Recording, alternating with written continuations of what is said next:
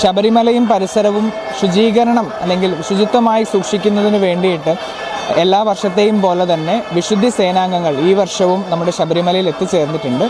തമിഴ്നാട്ടിൽ നിന്നുള്ള 1000 വിശുദ്ധി സേനാംഗങ്ങളാണ് നിലയ്ക്കൽ, പമ്പ, സന്നിധാനം എന്നിവിടങ്ങളിലായിട്ട് ആദ്യത്തെ ദിനം മുതൽ നിയോഗിക്കപ്പെട്ടിട്ടുള്ളത്. പത്തനംതിട്ട കളക്ടറുടെ നേതൃത്വത്തിലുള്ള അതുപോലെ തന്നെ അടൂർ RDOൻ്റെ നേതൃത്വത്തിൽ നടത്തുന്ന ശുചിത്വ സേനയുടെ ഏറ്റവും പ്രധാനപ്പെട്ട കർത്തവ്യം എന്ന് പറയുന്നത് ദശലക്ഷങ്ങളായിട്ടുള്ള ഭക്തരൊഴുകി വരുന്ന ശബരിമലയും പരിസരവും ശുചീകരണ പ്രവർത്തനങ്ങളിൽ ഏർപ്പെട്ടുകൊണ്ട് അവയെ ശുചിത്വമായിട്ട് സംരക്ഷിക്കുക എന്നുള്ളതാണ്. അപ്പോൾ ഇത് 24 മണിക്കൂറും പ്രവർത്തിക്കുന്ന രീതിയിൽ സന്നിധാനം, പമ്പ, നിലയ്ക്കൽ എന്നിവിടങ്ങളിൽ ഓരോ സ്ട്രെച്ചുകളായി ഡിവൈഡ് ചെയ്തുകൊണ്ടാണ് നമ്മളിപ്പോൾ ഈ പ്രവർത്തനം ആരംഭിച്ചിട്ടുള്ളത്.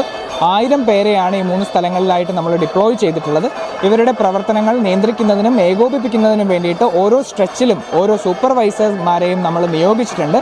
അപ്പോൾ 24 മണിക്കൂറും പ്രവർത്തിക്കുന്ന രീതിയിലാണ് ഈ വിശുദ്ധി സേനാംഗങ്ങളെ നമ്മളിപ്പോൾ നിയോഗിച്ചിട്ടുള്ളത്. രാത്രിയും പകലും വ്യത്യാസമില്ലാതെ ഓരോ മുക്കും മൂലയും ശുചീകരിക്കുക എന്നുള്ളതാണ് ഇവരിൽ ഏൽപ്പിച്ചിട്ടുള്ള ദൗത്യം എന്ന് പറയുന്നത്. അപ്പോൾ ഇവർ കളക്ട് ചെയ്യുന്ന ഈ മാലിന്യങ്ങളെല്ലാം തന്നെ അതാത് സ്ഥലങ്ങളിൽ നിന്ന് ട്രാക്ടറുകളിലൂടെയും ട്രെയിലറുകളിലൂടെയും എത്ര ദുർഘടമായ സ്ഥലങ്ങളാണെങ്കിൽ പോലും നമ്മൾ എത്തി അവിടെ നിന്ന് റിമൂവ് ചെയ്തുകൊണ്ട് ഓരോ ഏരിയയും നമ്മൾ ക്ലീൻ ആയിട്ട് സൂക്ഷിക്കാനുള്ള ഒരു വളരെ ശ്രമകരമായിട്ടുള്ളൊരു ദൗത്യമാണ് ഇവർ ചെയ്യുന്നത്. അവർ വളരെ പരിമിതമായിട്ടുള്ള സൗകര്യങ്ങളിൽ നിന്നുകൊണ്ട് തന്നെ വളരെ കൃത്യവും ഭംഗിയുമായിട്ട് ഈ ഒരു കർത്തവ്യം നിർവഹിച്ചു വരികയും എനിക്ക് തോന്നുന്നു തുടർന്നുള്ള ദിവസങ്ങളിൽ ഭക്തരുടെ എണ്ണം ഒരുപാട് കൂടിയാൽ പോലും ഈ കൃത്യം അവർ ഭംഗിയായിട്ട് നിർവഹിച്ചുകൊണ്ട് നമ്മുടെ ശബരിമല, നമ്മുടെ പൂങ്കാവനം വളരെ മനോഹരമായി സംരക്ഷിക്കും എന്നുള്ള ഒരു ദൗത്യമാണ് നമ്മൾ ഏറ്റെടുത്തിട്ടുള്ളത്.